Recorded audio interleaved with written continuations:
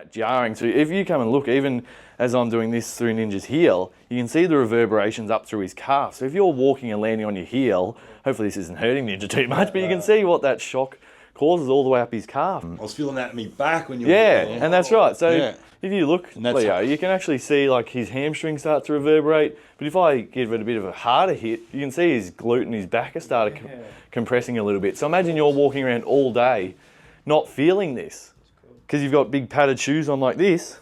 G'day guys, Jason and Ninja here today, and we've got a special guest, SpongeBob. SpongeBob, hey! Ninja's always got the funky undies on today, SpongeBob. Fun undies. But the reason you're watching today is we're working on plantar fasciitis. So you foot pain sufferers or foot fetish people out there might enjoy this video. So we're going to show you where we're treating through the foot. We're going to do some work up into the calf and the deeper layers of the calf because there's more muscles in the calf than just your gastrocs and soleus. So we'll talk to you what the reason that we go so slow and so deep. But we're going to start with the foot. So I'm going to come around this way.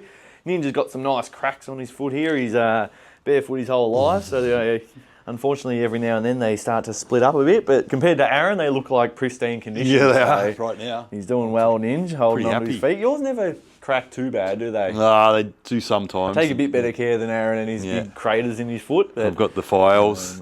So yeah, we're just starting right on the heel here, so where your plantar fascia sort of attaches on. There's a little nodule there on the calcaneus, so we can just push into that and really connect in with it. So yeah, if you've got foot pain or plantar fasciitis, you'll understand that first point of putting your foot down. Sometimes that pain is directly on the heel, or otherwise you feel it sort of through the arch of the foot. So we're going to show you all the areas that we can cover in this particular region. So we're just slowly doing a bit of a knuckle stroke to warm that area up, get a bit of a sense of where it's tight and where the pain might be coming from, where you're feeling it, and just sort of slowly working down there. So just pivoting through my knuckles there just to hit different aspects. And then once we get under the heel, sometimes people feel it. If you look over this side, just so you can see, I'm trying to wedge under here. Some people get a lot of pain up through this area. So we're particularly targeting that area there. And then we can start to work through the arch of the foot a bit more. Wow. So yeah, there's normally a fair bit of sensitivity in this region. There's a fair few nerve endings in the feet, and they're quite a sensitive area. But if you've got plantar fasciitis and pain through this area, yeah, it will be a little bit nasty. So yeah, you've got a lot more than just the plantar fascia. So a lot of people come in and they've got plantar fasciitis and that's all they know of is the plantar fascia, but there's actually like 4 or 5 layers of muscles and tissues beneath that plantar fascia. So the plantar fascia is the most superficial layer of tissue, and then there's muscles deeper to that all work on flexing your toes and all these little muscles that sort of create movements between the bones and the joints in the foot there. So that's why it's really important to treat the foot. We've had countless people come in with plantar fasciitis. They've seen other practitioners, they've been given orthotics, or they've been told to do all these exercises, but they've never actually had the muscles and the pain treated.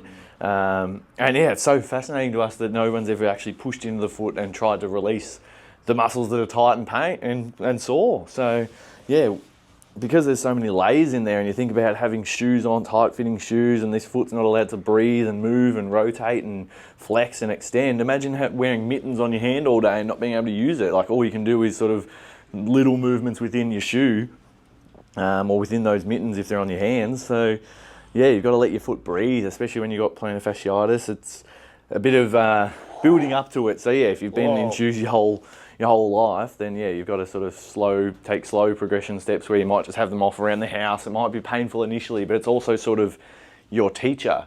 So if you're walking around really heavy and you can hear your foot slamming on the ground, that's showing that you're not walking efficiently. You're walking and slamming your heels, you're being really loud, and that's probably what's causing that impact and that jarring. So if you come and look, even as I'm doing this through Ninja's heel, you can see the reverberations up through his calf. So if you're walking and landing on your heel, hopefully this isn't hurting Ninja too much, but you can see what that shock causes all the way up his calf, and that's why we're going to work up there later, as well as a lot of these muscles in the foot originate deep in the calf.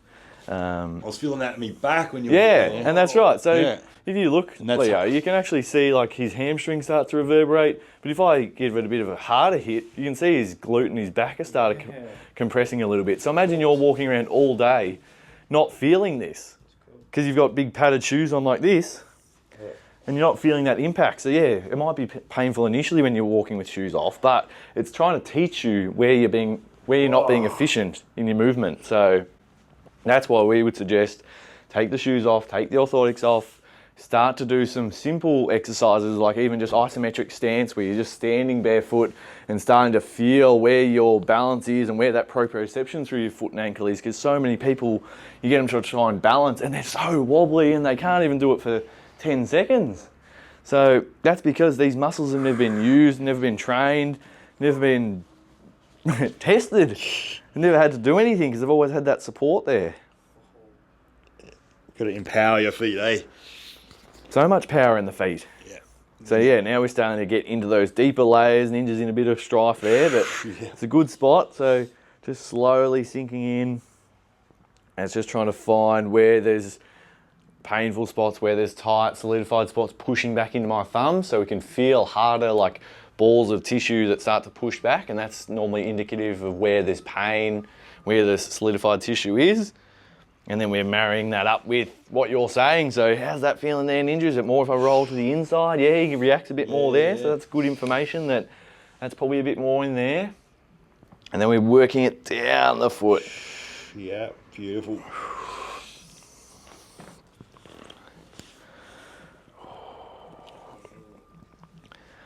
Yeah, so if you're someone who's doing a lot of running, a lot of walking, and yeah, struggling to do it because of the plantar fasciitis, yeah, sometimes you've got to dial back your Ks for a little while as well, so less impact, and then start to work on your mechanics. So that's where, yeah, at least even just walking barefoot, walking around the house.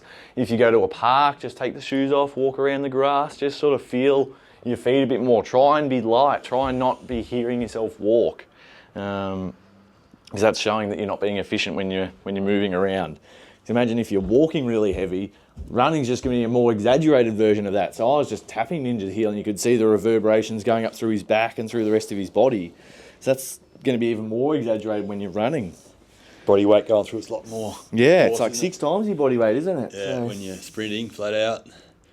So now I'm just spun around so I can really start to scoop it down. So we're hooking back up under that heel. And then we're just going to work down through it. Yeah, so you can feel down through there. Wow. And just trying to melt through those layers. So you need to go deep. We're going with your pain threshold, so we're not going too far past your point that you can handle, but sometimes we've got to get into those good pain areas where it's uncomfortable, but you know it's doing you good. Oh, mate. Still get Ninja right. Wow. Oh, there we go. Little spot there. Get some little hot spots. Yeah. So another little one that I'll just mention. Yeah, you've got your tibialis posterior, which is on the inside of the shin here. So it actually comes down and attaches sort of into this region. So if you're getting pain along this sort of inside of the foot, we can actually work through this line because that muscle comes in and attaches onto the arch there. And so that can actually pull you up into a supinated foot, so you have a really high rigid arch.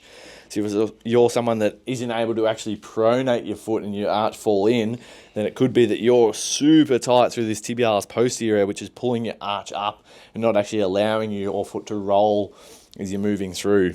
Wow. There's another little area that can work into. There's a lot of misconceptions with flat feet, isn't there, too? Yeah, I think flat feet gets a really bad rap, and yes, it's not great if you can't get into supination, but it's also not ideal if you're stuck in a supination and you can't pronate your foot. Yeah. So I would actually say that flat feet is better than being over supinated. High arches. Yeah, high arches and really rigid.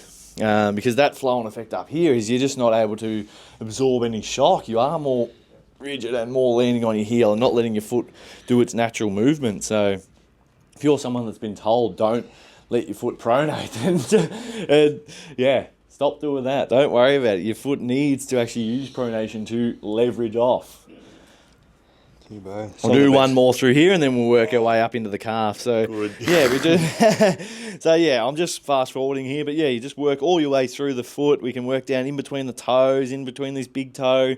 So we're just trying to cover every area of the foot that could present with pain and tightness and contribute to your issue. So I'll just finish that one up there.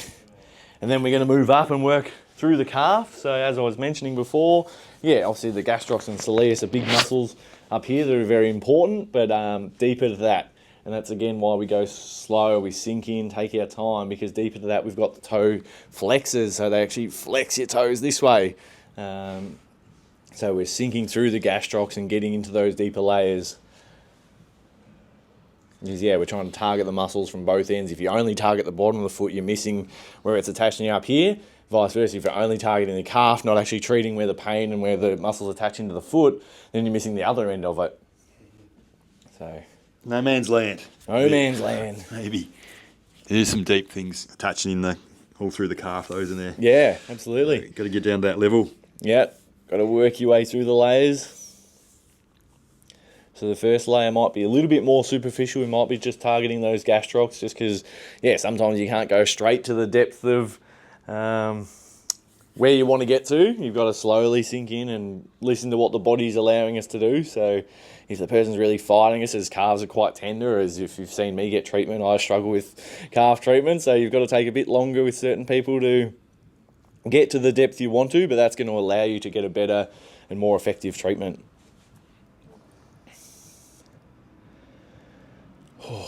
How's it feeling, Ninj? You haven't heard much from you. I've just been talking the whole time. It's good. So The foot was pretty gnarly. bit of trouble for you. No, You've been struggling it with a was bit of good, Achilles stuff, so that might have been a bit of Yeah. an underlying thing. The foot hasn't been treated.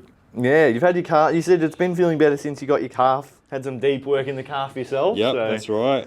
Some real, Aaron did like a half an hour, one stroke, I think it was. Yeah, so if you haven't seen, have back. I think that was probably released a week and a bit ago. So have a Yep. look at that one. Yeah. Good Deep video. work, good video. Good video, real video. Deep work through Genuine. Ninja's calf. Yeah, as you said, I think it was a half-hour video, so an actual full treatment for Ninja, just working through his calf. Yep. So yeah, once we've done the more superficial, I can get more direct and break the thumb out. The Just to bendy be a bit- thumb you've got. Bendy thumb, yeah. Yeah. Just get the bend on it. See if you can see that, Leo. We've got a nice sort of L and J shape there, if you depending on which way you're looking at my thumb. You just chop the end of your thumb off, mate. You don't need it. Just don't need it. Use the nub, you reckon? No, I need a little bit of extra length in it just so I can get in deeper. Otherwise, I won't be able to reach those really deep areas under the ribs and things like that. That sometimes some particular clients you've got to really get them in there. So, I might keep the nub at the end.